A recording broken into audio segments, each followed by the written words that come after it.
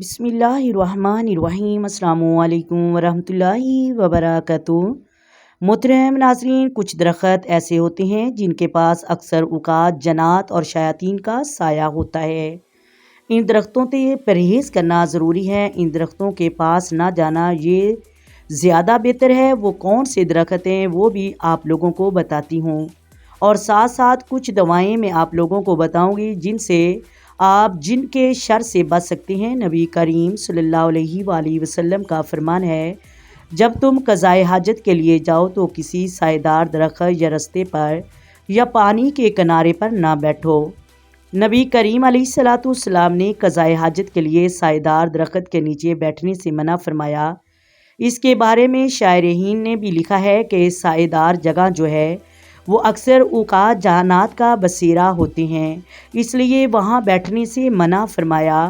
اس طرح ایک اور حدیث پاک میں ہے کہ صحیح مسلم میں حدیث موجود ہے، نبی کریم صلی اللہ علیہ وآلہ وسلم نے ارشاد فرمایا، شیطان رات کے وقت پھیل جاتے ہیں، جب سورج غروب ہو تو اپنے بچوں کو گھروں میں روک لو، یعنی شیاطین جو ہیں ان کا رات کو پھیلنے کا وقت ہوتا ہے۔ اس کے بارے میں شارحین نے لکھا ہے کہ جنات رات کے وقت جگہ جگہ نکلتے ہیں، درخت ویران جگہ ان کا ٹھکانہ ہو سکتے ہیں۔ اب وہ کون سے درخت ہیں جن کے پاس اکثر جنات کا بسیرا ہوتا ہے؟ ان درختوں سے ہمیں بچنا چاہیے، پرہیز کرنا چاہیے۔ بعض اولیاء اور مشائخ نے بھی لکھا ہے اور عوامی تجربات میں بھی ہے کہ جن درختوں پر اکثر جنات کا سایہ ہوتا ہے ان درختوں سے ہمیں دور رہنا چاہیے۔ نمبر 1، بیری کا درخت۔ اگر بہت بڑا، گھنا اور پرانا ہے بیری کا تو زیادہ امکان ہے اس پر جنات کا بسیرا ہوتا ہے۔ نمبر 2، پیپل کا درخت۔ یہ درخت بہت سارے سایہ دار درخت ہوتا ہے، اس کے پاس جو ہے جنات کا زیادہ امکان ہوتا ہے۔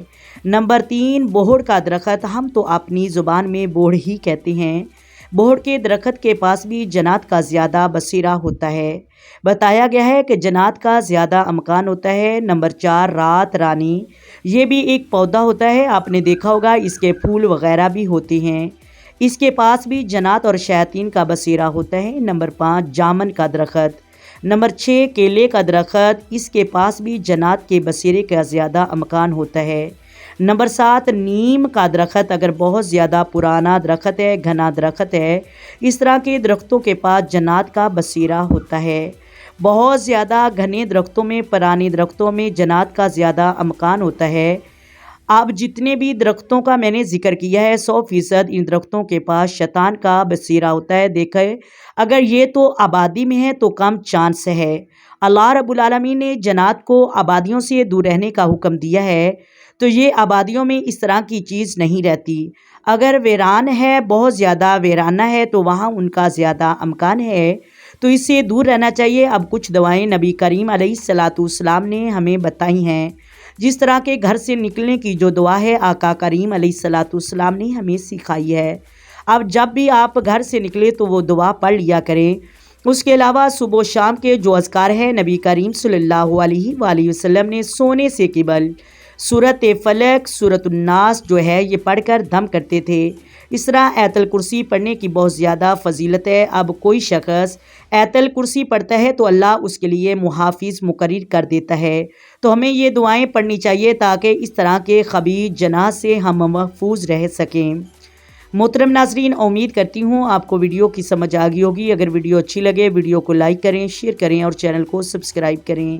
آئیں مل کر آقا دو عالم نور مجسم سرور کائنات صلی اللہ علیہ وآلہ وسلم کی ذات پر درود و سلام کے نذرانے پیش کریں۔ الصلاۃ والسلام علیک یا سیدی یا رسول اللہ، الصلاۃ والسلام علیک یا سیدی یا حبیب اللہ، الصلاۃ والسلام علیک یا سیدی یا نبی اللہ، وعلی آلک وصحابک یا سیدی یا محمد رسول اللہ۔